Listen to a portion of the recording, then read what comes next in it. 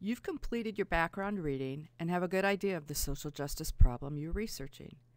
Now it's time to conduct your interview. I thought I would share with you some tips on interview questions. Bring that background context into your questions. In this video, I'm thinking of interviewing Ruth Gilmore, an urban geographer. She taught at Cal and is now a professor at the City University of New York. Professor Gilmore has explored issues of race, gender, and place. In recent years, she's looked at race, gender, and place in the context of the California prison system. This culminated in the book Golden Gulag. So, how might I approach the interview with Professor Gilmore? The first thing to remember is that an interview is about story. It's the person's story that makes the interview interesting. What are some questions that will open up story?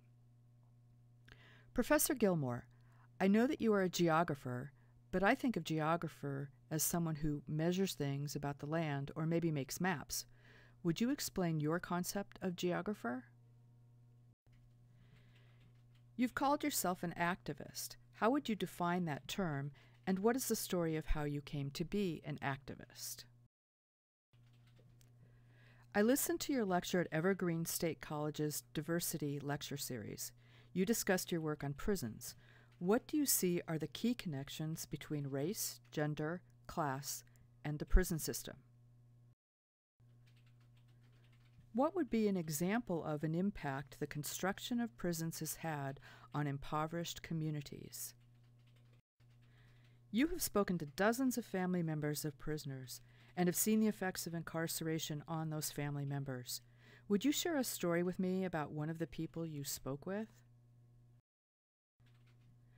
What do you think is the most important thing for Californians to know about the prison system?